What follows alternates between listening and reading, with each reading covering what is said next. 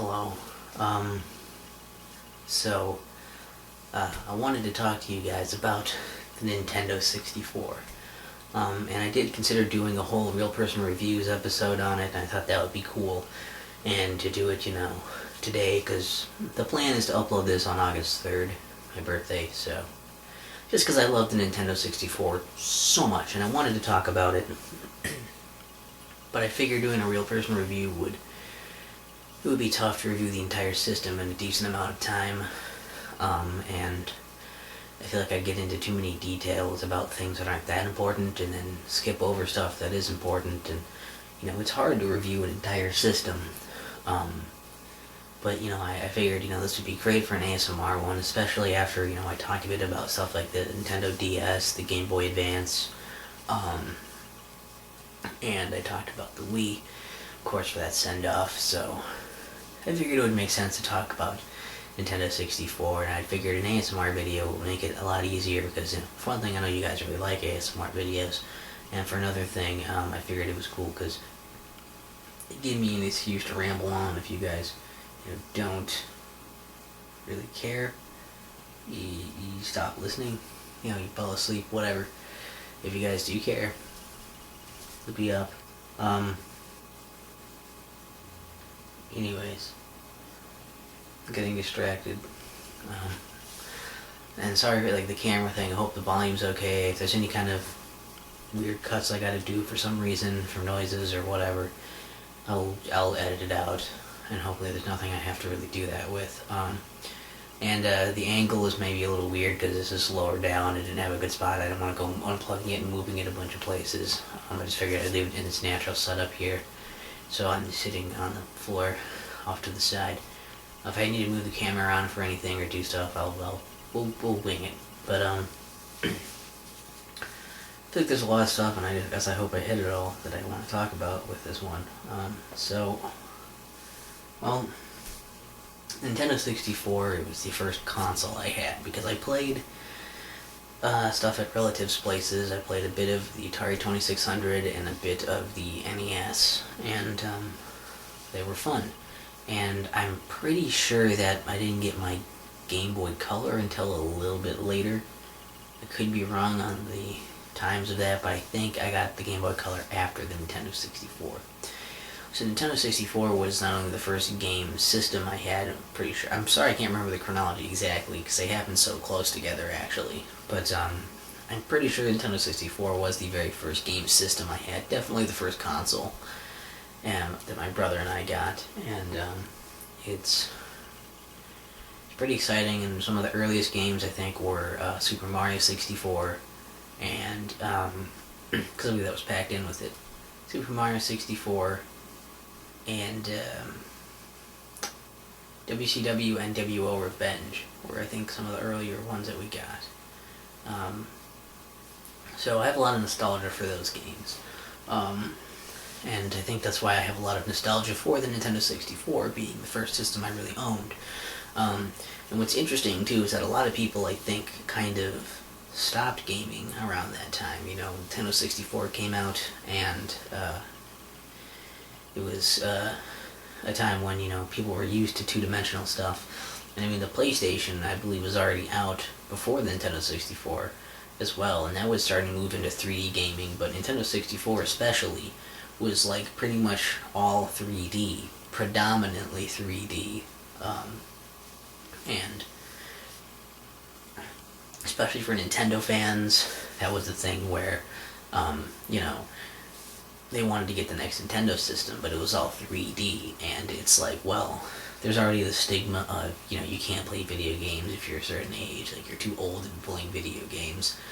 That stigma was still more of a thing. It still exists, but not as much.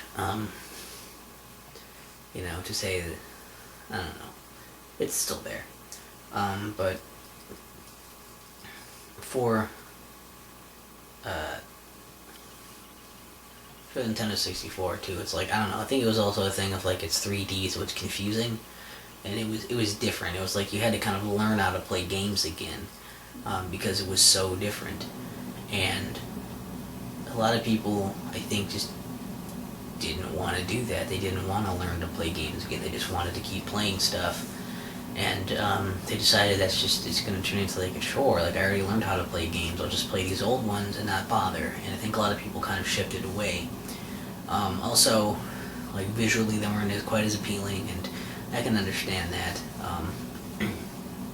I mean, I really like the visuals of Nintendo 64 games, and maybe it's because I grew up with that and there's nostalgia there, but I kind of like that, and even some of the PlayStation 1 stuff. I like the way it looks, and it has a different like look and a bit of a different style with like the controls. It just has a different feeling to it, and I think that's what's really interesting. Where you see a lot of indie games now, and it's like you'll see indie games being, trying to be a lot like NES games, or like 8-bit, 16-bit. Even some of them try to be a little bit like Atari games, but it's usually either that or they try to look the shiniest and the prettiest, and you don't see a whole lot of things trying to be like this era of games, and that's too bad, because I think it was a really interesting and fun time to be playing games. Everything was trying to make their jump into 3D and try to see what they could do with that, and while there's a lot of stuff up in the air, I think it was a pretty cool time, and I think there's a lot of people who missed it because they ducked out and then came back later and just kind of skipped this one or stopped gaming altogether. And I think that's sad. That's too bad, because I think also partly because of this era, it's made me so open to playing both 2-dimensional and 3-dimensional games, and it's made me more open to the idea of like maybe graphics don't necessarily make your game, because some of these games are my favorites of all time, and they obviously don't look quite amazing to what the standards we have now, but I don't think that really takes anything away from them. And I don't know, I feel like a lot of my gaming experiences were kind of built off of my experiences with Nintendo 64. Kind of a thing up front here as well. When I talk about Nintendo 64, I think it's obvious that you almost have to bring up the whole console war thing that was going on as well. There was basically it was Nintendo 64 or the PlayStation. Those were the two. And there was the Sega Saturn, but nobody had it. It didn't do so hot. And there are probably people out there, there's possibly people watching this right now that had a Sega Saturn and liked it, maybe even loved it. But I think for something that I even now barely hear about or know much about, I think that says something about its legacy as well. It wasn't real popular at the time, and it's not exactly real popular now either. So you'll have to excuse me if I don't talk much about that, because it wasn't as big in the whole, console war going on. And it also was, I don't have any experiences with it, so I can't talk about it as its own thing either. So that's why I can't really bring up that much. So feel free to enlighten me and everyone else and put any arguments and interesting points that you have in the comments. That could be fun, because again, I still know very little about the Sega Saturn since it was such a flop. So I think we should start doing the whole comparing thing and try to get this whole console war out of the way. Full disclosure on that, I had a Nintendo 64, not a PlayStation. I had a PlayStation 2 later, and that's how I experienced most of my PlayStation games. Now, when you're looking at these two, it's obvious that Nintendo 64 has cartridge-based media, and the PlayStation has disc-based media. And there are pros and cons to each. The discs have more space, you can put more things on them. They're also cheaper to produce, and mostly it's just that you could do more with them was the big thing. So they seem like the way to go. Whereas cartridges, the discs, whatever, the disc-based media is also on discs. It takes up less space. It's easier to sort them out. And looking at stuff like this, I mean, for example, you know, see here, like, oh, we got Gex 3. When it's in a shelf or something like this or anything, like, what do I have? I don't know. You have to pull it out and look at the front. There's no end labels, though we did make our own at one point, as you can see. I don't know if you can read that, but point is, and they came in these crappy cardboard boxes that you mostly threw away because they felt like it was just the packaging for a thing. Like, you get anything else in a box, you don't typically keep the box for everything you buy. You usually, open it up and throw the packaging away. And now they're very rare to find, and also they're usually in pretty rough shape because they're not the best boxes either. They're kind of flimsy. I have one. I'm not going to grab it right now. I'll make a video later where you'll see it, but for a whole game collection video. But anyways, like, yeah, the PlayStation games are coming in nice. Maybe not right away. There might have been a few bigger box ones at the beginning, but there are these. Most of them came in little, CD cases. They were just those, and you would just put them, and they would work on any kind of CD shelf or anything. They were easier to organize. You could just put the discs in a whole little thing of CD sleeves and put a bunch of them in, whatever. Like, it was much more convenient. The cartridges had the advantage, though, of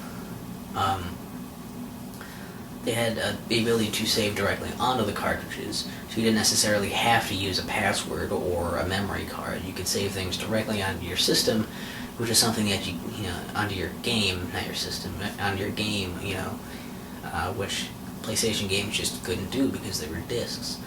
Also, there are no load times. Usually it's, very quick and seamless loading between things.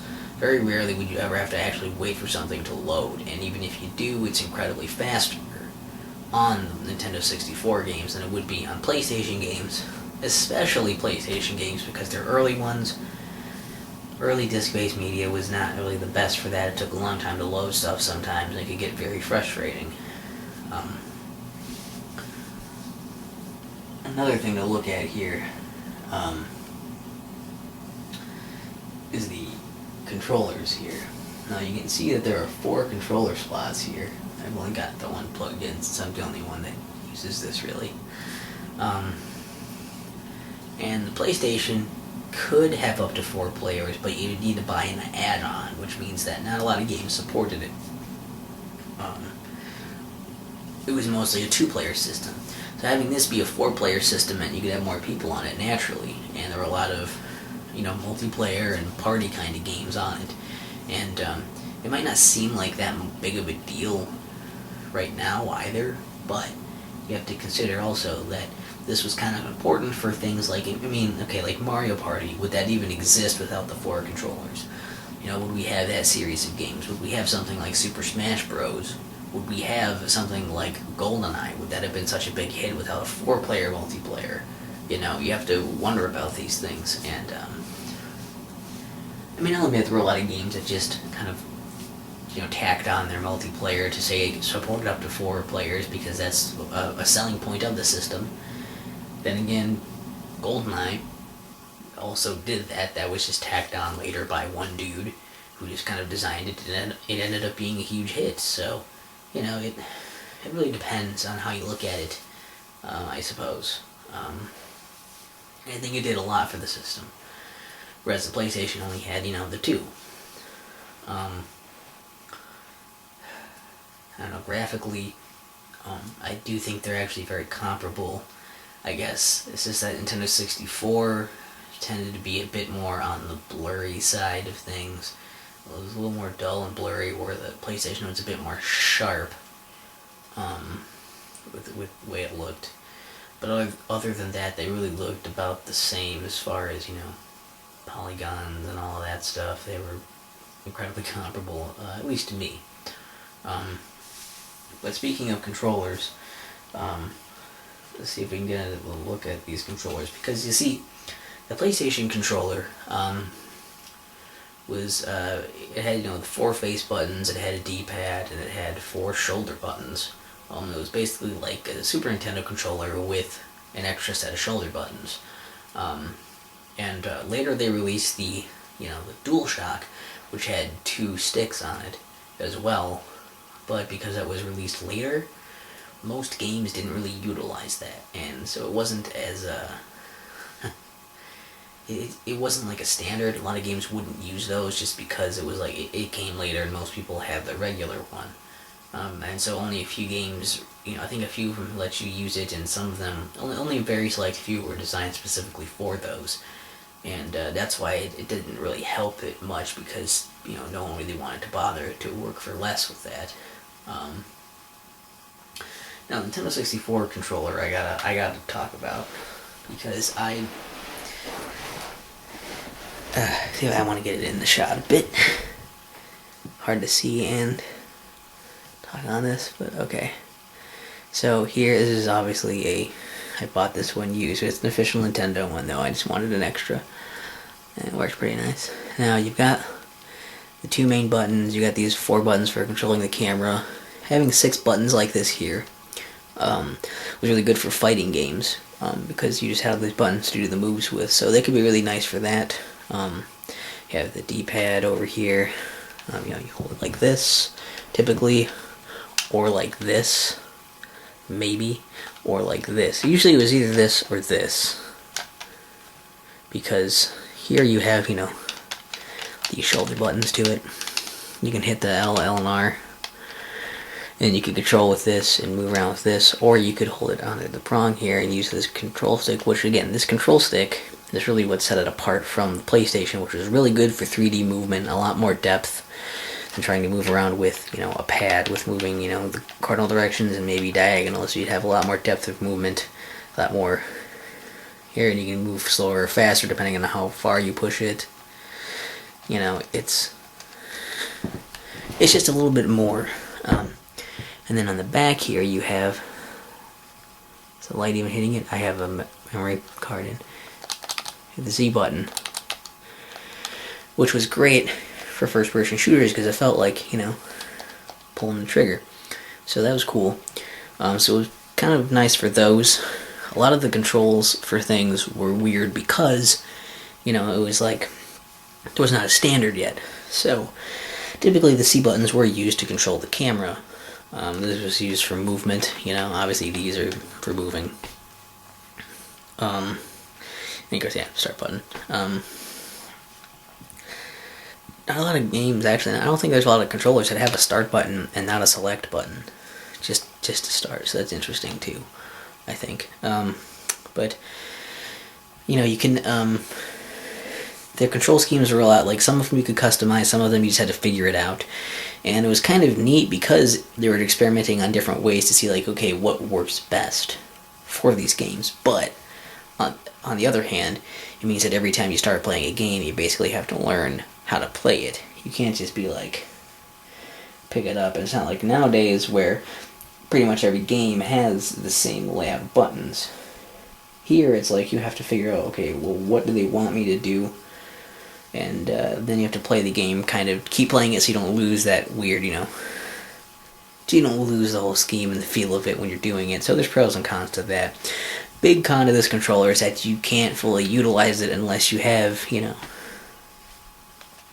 3 hands, you know, if you're an alien or a mutant, you know. Other than that, you know, you can never fully utilize this all at once, which is something the PlayStation controller had over it. And that's why, you know, that's why most modern controllers all look the same. They have basically the same layout, and that layout is not this. It's because this is a dumb layout.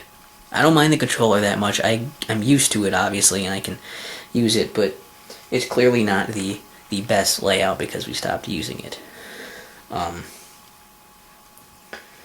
So that's something to take into consideration. Let's back out of the way here. So I think controllers were kind of a big point because for me it was like I didn't like controlling 3D games with, you know, a control pad, so I always would want to play anything that was on both. On, you know, any games that were on both systems on Nintendo 64. But then we have to come to the games and the library of games. I mean, they're not all as wonderful as my favorite game of all time I have sitting in the system there, Banjo-Kazooie. I think that this era was, probably the best for the 3D platformer collectathon and just a 3D platformer in general. And maybe we'll see that come back, with Ukulele on the way. Maybe it'll make a nice return, but Nintendo 64 had some great ones for that. And the thing was, for the library, I think that's where it really got hit the hardest. Because Nintendo 64, I mean, it had some games made by Nintendo. Any, first party stuff that was Nintendo. You have, Super Mario 64, Mario Kart 64. You have the Mario Party games, Paper Mario, and I mean, there's a bunch of like the two Zelda games, Ocarina of Time and Majora's Mask are on here, and there's Star Fox 64. There's a lot of them. Super Smash Bros, the first Super Smash Bros. There's a lot of great games on it, but they're all pretty much first-party ones. The other ones that are great on it, that are just as good, if not better, than a lot of the Nintendo ones, were their second-party developer, Rareware, which, it's usually just called Rare now, but they had that. And they made a bunch of stuff on the NES to get their foot in the door, and then they had some big hits on the Super Nintendo with, things like Donkey Kong Country and Killer Instinct. On the Nintendo 64, of course, you're seeing stuff like Donkey Kong 64, Banjo-Kazooie, Banjo-Tooie, GoldenEye, Perfect Dark, Conker's Bad Fur Day. They got all kind of Diddy Kong Racing. And, I really like Jet Force Gemini, but I don't think anybody else has really played it. But they made some great stuff on it. The thing is that was pretty much it.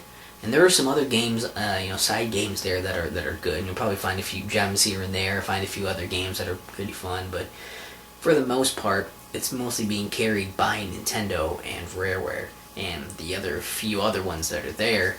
And overall, the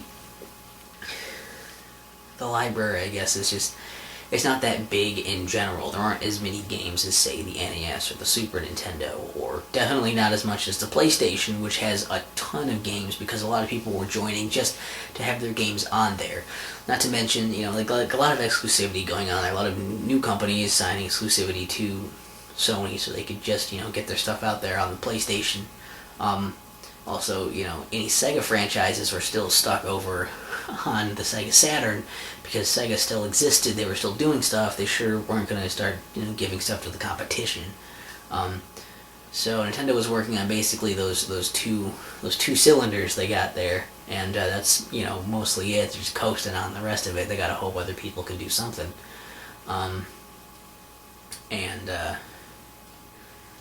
I think the library, is definitely where it gets the most flack. It also, even though some of the games in there that are great are really great, arguably some of the best, a lot of people will argue that some of those are the best ones. If not the best, some very important ones, Super Mario 64, Ocarina of Time, Banjo-Kazooie, and GoldenEye, Super Smash Bros. Are all very important games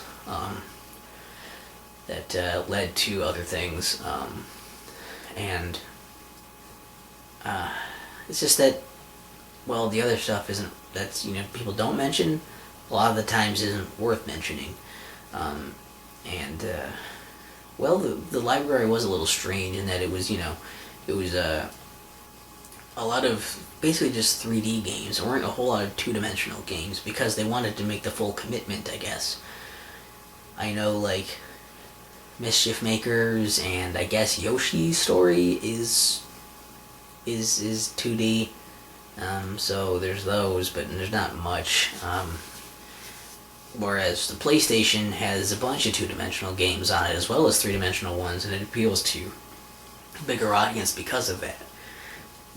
Also, their controller works just fine for two-dimensional games, so that worked out for them, didn't it? They just had a more powerful... You could just do more things with those two-dimensional games because they had more power now, and it was an interesting thing to see as well.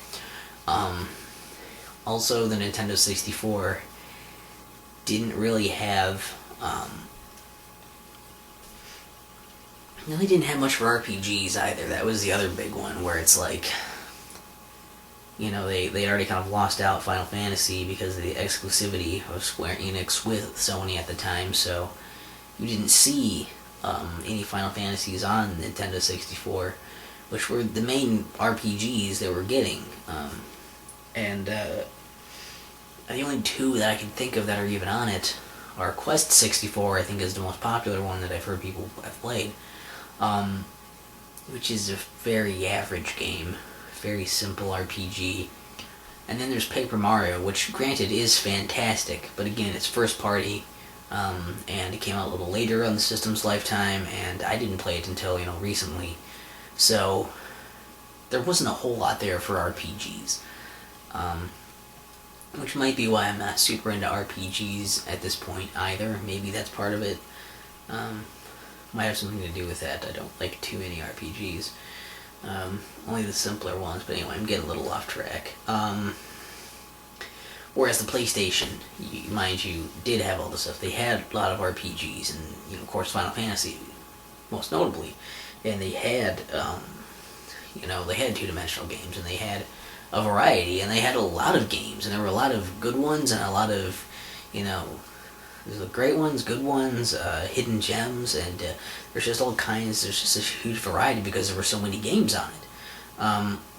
And it's almost surprising that the Nintendo 64 could stay afloat, just on the name recognition and a few, great ones that are, came out on it, so, that's the thing there, I guess. I think if you're also looking at the library of games, it didn't help that the third-party support was a little lacking in stuff like, okay, for example, Mega Man.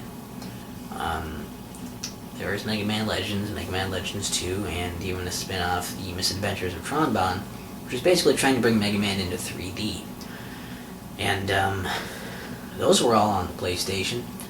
And then there was Mega Man 64, which came out like 2 or 3 years after Mega Man Legends. It was Mega Man Legends just for Nintendo 64, but it wasn't improved or anything. It was almost exactly the same. And no, I don't know. I don't hear many people talk about the Nintendo 64 one, so I don't know how well that did. But that was the only Mega Man that Nintendo 64 got. Was that. The PlayStation also got Mega Man 8, and also got the continuation of, like, Mega Man X series, like 4, 5, and I think 6 was all PlayStation. Castlevania. I know Nintendo 64 got Castlevania 64, which is, widely regarded as one of the worst Castlevania games.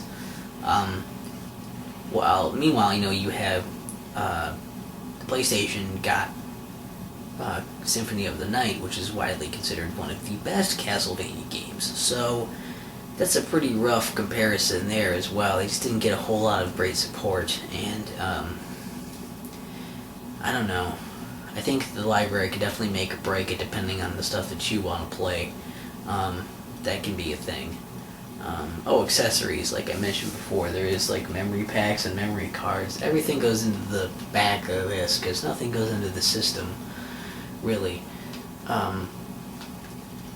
for this kind of stuff. The memory card, there's also memory packs that are smaller. They go in the back there.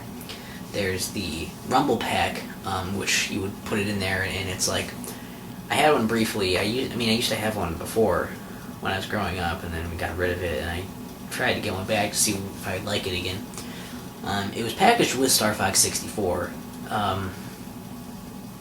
and basically in that one it was cool because it was like whenever you would hit something, whenever an explosion would happen or anything, then it would just rumble around differently depending on what happened, and just let you feel what was happening in the game, and it was kind of a cool experience, and I get that that's cool.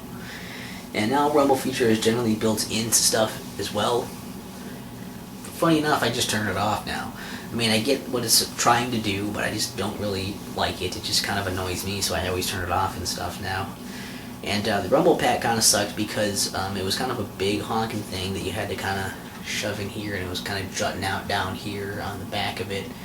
and you had to put its own batteries into it. It took like 1 or 2 AAA batteries, so that it could rumble,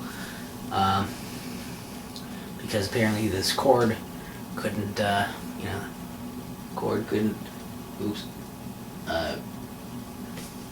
supply enough power to the system, the controller, and the pack. So it needed its own power source, and it's just heavy and it's awkward, and not a lot of games used it all that well. Star Fox 64 did a lot of stuff with it for that experience. Some other games just kind of did it now and then. I think Ocarina of Time had a pretty interesting one where you get the Stone of Agony, and then whenever you walk by a secret, it would rumble. So, there was a secret nearby that you would need to, like, bomb a thing or something. So it was cool for that, I guess. But for the most part, it wasn't used in a real interesting way, and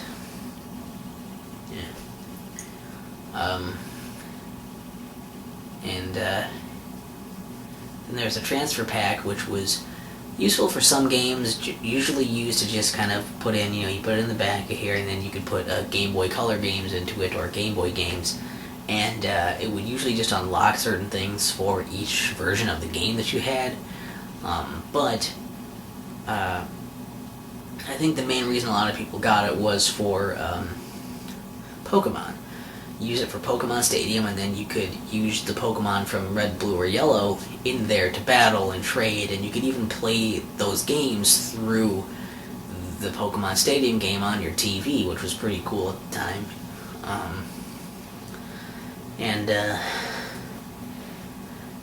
I think there's a thing you can do with Mario Golf as well, but I've never actually tried it with that. So it's cool. It was an interesting thing. It's just that it sucked that the pack was so fucking finicky, and you had to, like, if you bumped it at all, you didn't want to, like, set it down, or if you had it set down, you didn't want to pick it up. And a lot of times the game wouldn't even want to start up because it would just say, like, oh, the pack has been disconnected. And it's just so finicky and so easy to get to disconnect that it just became more of a pain in the ass than a fun thing to use. And, I don't know, I got very, very upset with it. And also because it was so limited in its use. Now, inside the system, I don't know if I can get a decent shot of that or not. If I want to zoom in on that. We have the expansion pack, which it doesn't really matter. You don't really need to see it. You'll know because the expansion pack will have a red grading thing on the top of it, and it'll probably say what it is on the pack. And the jumper pack, it's just a black thing. But you put it, so you put it in this little slot on the top of the system. Maybe I can lean it a bit here so you can kind of see there's like that red pack in there. Now, normally it's a jumper pack, which is a black one. I don't have it set out here to show you, but yeah. The expansion pack basically makes it so that certain games just needed extra memory in order to run, so that's where the expansion pack came in. And I believe you could buy the expansion pack by itself, but because of a game-breaking glitch that happened without the expansion pack, they ended up having to package it in with Donkey Kong 64, which I have. And so if you want to play Donkey Kong 64, you need the expansion pack.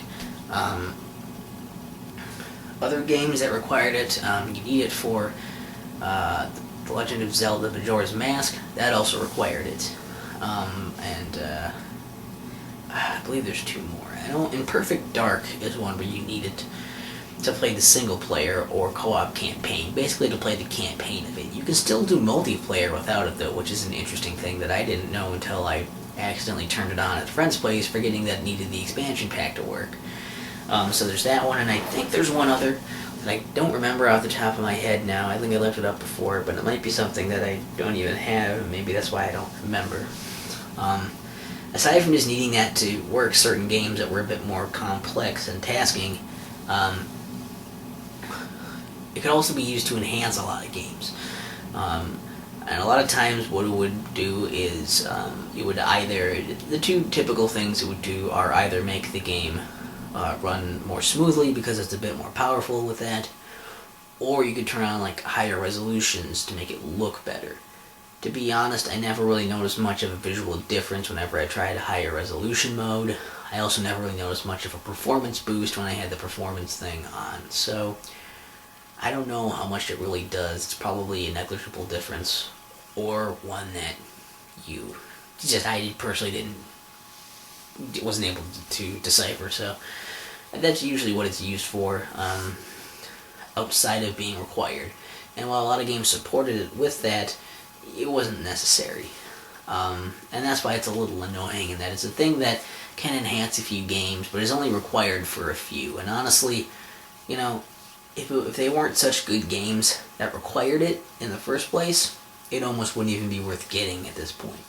But Majora's Mask is wonderful, and Donkey Kong 64 is great, and Perfect Dark is pretty good too. So like, might want to consider getting an expansion pack if you can get your hands on it.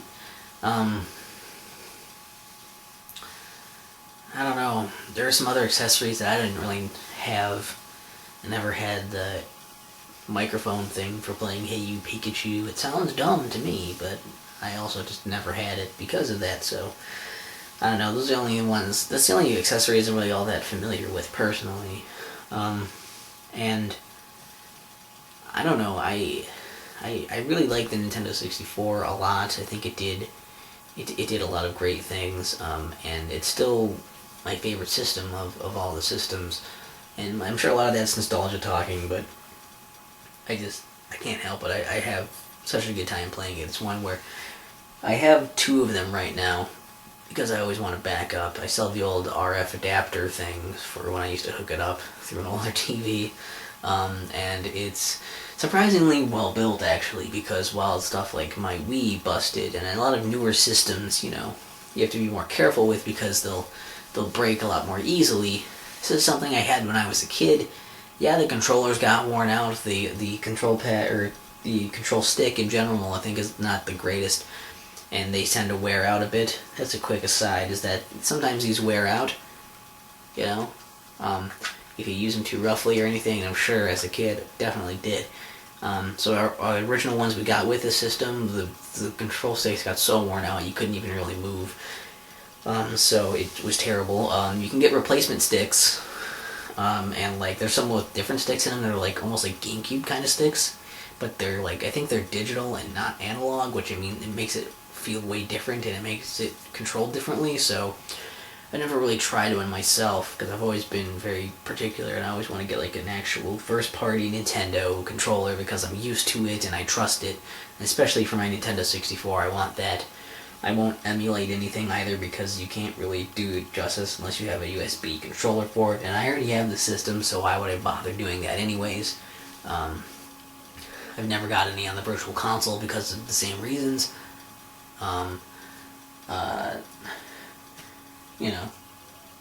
Anyways, where I got off on a tangent. I don't remember where I was exactly saying this.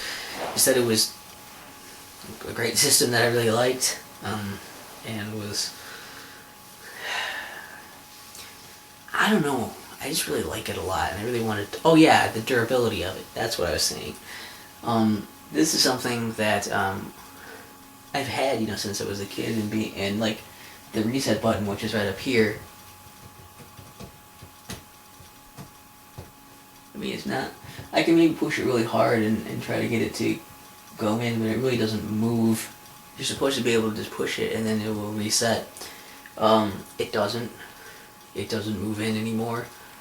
So, I'm almost positive that's because we spelled pop on this fucking machine, and it must have got into that section of it, and that's probably why it looks really gross in this 4th player slot too.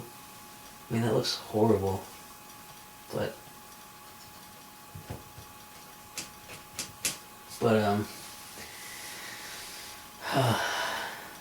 it works. The system still works, and it's the one we've had since it came out. Or at least, since, I don't know, maybe 97, 98 or something, whenever we got one. I don't remember exactly when we got it, the exact year, and how old I was, but, been around a while, and somehow miraculously this one still works. I might not even need the backup one that I have, so That's incredible. I think all of the games I have still work. I did get a game that didn't work, but it was someone else's game. So maybe they did something suspicious to it. I don't know. I think that says a lot that my Wii broke down after having that, that since launch, and that's barely, not even a decade old. That's like, that lasted 8-9 years or something like that. This, on the other hand, I've had it for how many years? Like 20 years. Almost. And it's like, it still works just fine. I think the only thing is that sometimes you put a game in, you go to turn it on, and it doesn't go on right away.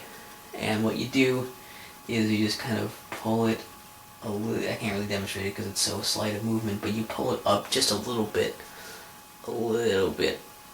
up in the thing, in the tray there. You pull it a little bit up, and then try it again, and sometimes it'll just work. And I don't know if that's just my specific machine. I think I've tried it on someone else's as well, and it works. So that's the thing. If it's not working like that, before you go trying to clean it out a bunch, try pulling it up, repositioning it just slightly in the slot a little bit. And if that doesn't work, then maybe try cleaning it. So whenever I want to turn a game on and off or reset it or something, I actually have to turn it all the way off, then turn it on again. Also, see, this is our old. It doesn't look as nice as my other copy. This is the original copy of the game that we had. We got it from something, and there must have been a sticker on the front there that just tore that off. It's kind of got a rattly in it, I think.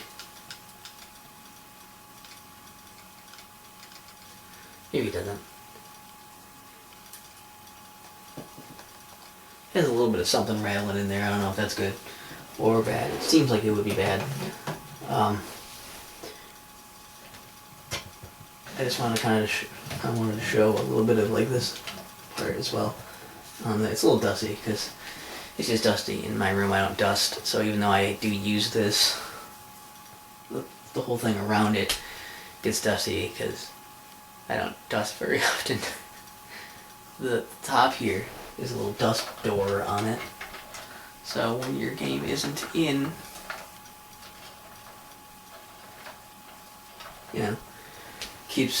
helps keep the dust out. That's nice. It's not a terribly huge system either, it's one where you can't set anything like on top of it or anything, but you can set it on top of something. It's got nice little things on the bottom here that kind of keep it from sliding around too much, but they're still hard plastic a little bit, so it does still sort of slide around. Oh my god. I never really felt under this before. It's like sticky under there. It's probably been like that for fucking years. And it's got this little vent going on the top here, I guess, so air can come out. So it can cool itself a bit, but it's not like a fan is in it or anything. So. Then the other thing is this. It's a Nintendo 64 shelf. Like a drawer, and just a bunch of games in it there. He's kind of go out here. Oh, look at this. Oh, look at Super Mario 64 is in there. Oh, and all that. And Paper Mario. Oh, jeez. Look at this. Yeah, Ocarina of Time. And I'll show you one more. Oh, look at that, it's Majora's Mask. You just take a game and put it in there.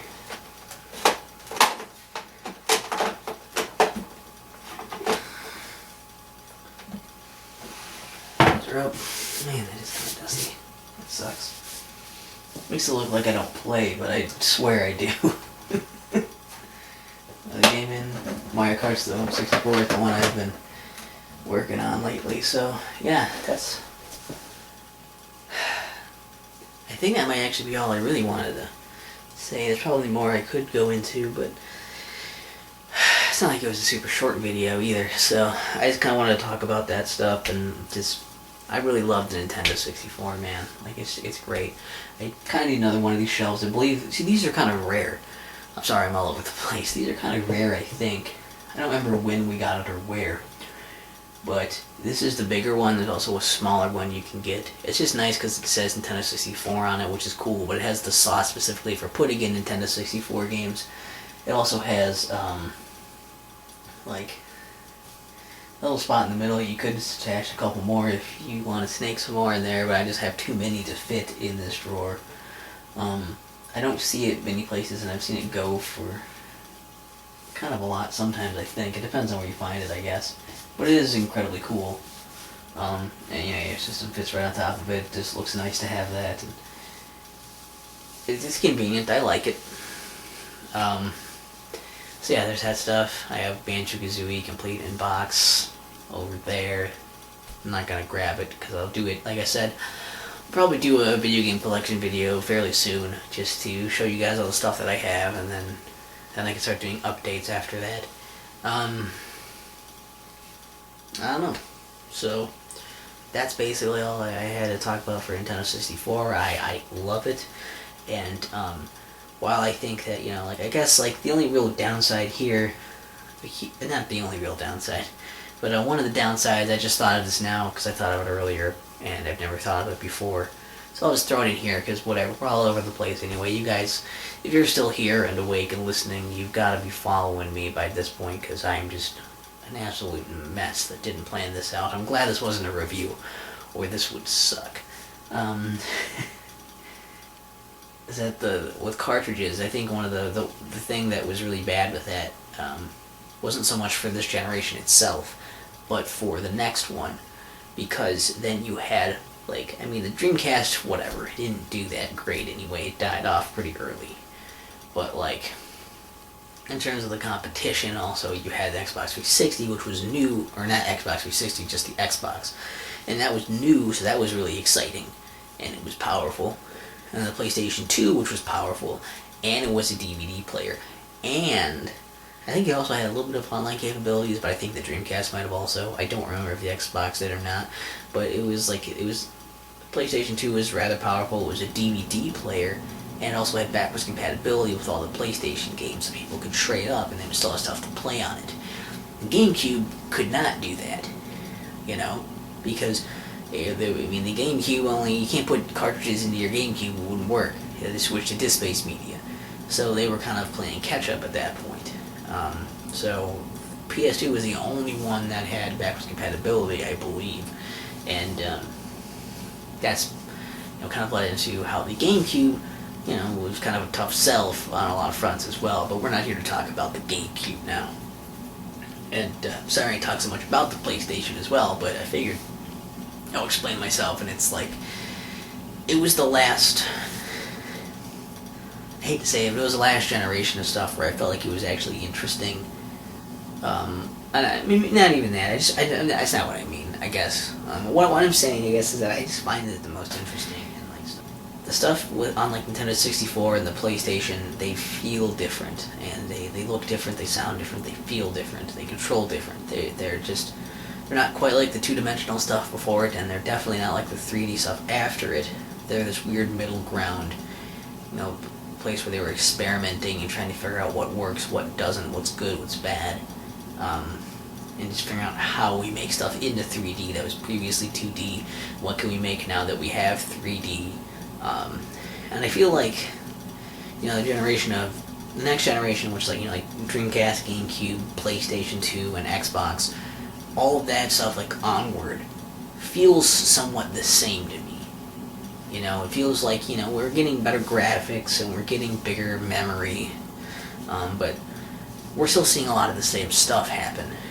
Whereas, also before this, I feel like a lot of the other things were like building blocks, and I felt like, okay, like the Super Nintendo is a lot like the NES, but it looks better and it sounds better, and that's mostly what it is. And this generation just feels totally different. So maybe that's just me, but I feel like a lot of people missed out on it. I feel like they really missed out, and I wish I wish more people would have more love for this, because there isn't as much as you might think. There's probably a group that's a very vocal group on it, but honestly, like, usually you see people who love games, like the groups that are bigger are stuff people like NES and Super Nintendo, or people who like things that are more modern. This has been kind of lost in the haze, and I feel like more people should give it a chance. If you know, like, you're interested, I don't think it's that expensive either. The last I looked, I thought it was around 40 to 60 bucks or something for the system itself. So the price of a brand new modern game could get you an entire system. And I guess some of the games can be kind of expensive on it, I realize. But some of them aren't. And there's some really good ones on it. I don't know. It's a good system. And I guess I think it deserves a bit more credit than it gets. A bit more love than it gets, I guess. I don't know. I really like it. And like I say, if you're going to get Nintendo 64, if you're going to try Nintendo 64 stuff, I recommend the actual Nintendo 64. Because otherwise it's kind of a hassle to get a Nintendo 64 controller for your computer if you're thinking of emulating it, and other controllers don't really work that well for it. Especially, you know, you're looking to get a virtual console version, controller might be pretty wonky for it. I don't know. The feeling will just be weird. But maybe that's just me, my 2 cents, and it's easier for me to say you should get a Nintendo 64 when I'm sitting on 2 of them. But one's a backup, so it's not like I'm collecting them. It's just a backup. Got my back. Alright, so I think I rambled on about how much I love the Nintendo 64 long enough. Hopefully this video is cool. Hopefully they just liked the video. And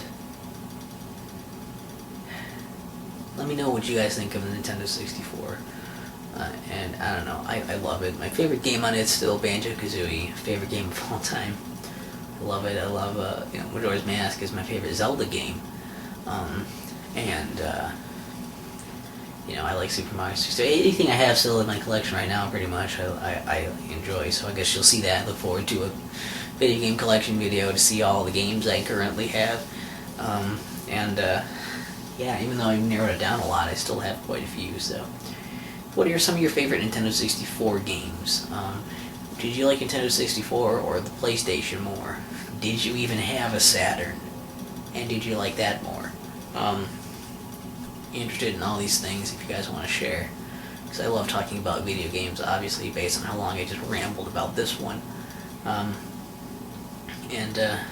probably won't do a review on the system itself now because I've done this. But, if there's any Nintendo 64 games that I haven't already covered in my real person reviews, skim through those if you would like to find what you're looking for. But if there's something I haven't hit yet that you want to see, definitely tell me. I've still got a few of them I got to get through and then review. Anyways, but give me some suggestions. I'm always open to that, especially for Nintendo 64. Just up front, know that there are some games I have played that don't really care for, and that's not me saying anything against you. But if you suggest something I've already played and wasn't interested in, I'm gonna let you know. Not against you. It's just something I've already experienced. Otherwise, yeah. Always looking for nice hidden gems I haven't checked out before or whatever. Leave all the stuff in the comments. I'm talking way too much. But hey, I didn't have to move the camera. I didn't have to cut awkwardly. The battery didn't die on me, so I didn't have to go and plug it in. This video went pretty smooth other than my scatterbrained jumping from topic to topic on everything. So, that was nice.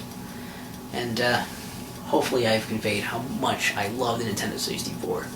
Because I really fucking do. And hopefully the audio and everything is okay. I know the rattly light might be annoying and the air keeps going on and off. And I keep turning and talking when I'm facing different directions. I mean, this really went very well for what it is. So. What the heck? Is it? Yep. My battery alert's going off right now, so. I'm either gonna sit here and let it die, or go over there and stop it. I could probably ramble for a bit more. I also did an ASMR video where I just messed around with the controller. I should do some more stuff. I did ASMR Let's Play of Banjo-Kazooie, the whole thing, if you want to check that out. Just plug in other stuff you guys might want to see.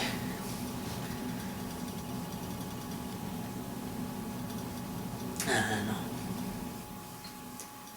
kind of just want to wait for it to stop so I don't have to get up and walk over there. Because at this point I know if I walk over there, I'm going to get like right next to it to stop it. And then it'll just stop on me.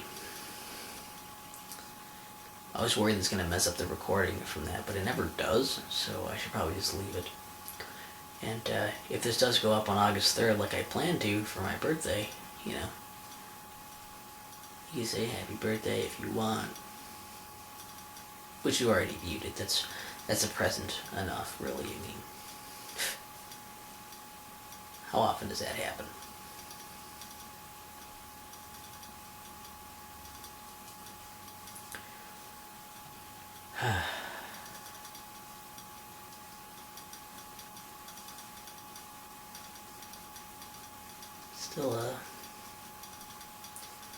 Still really excited though for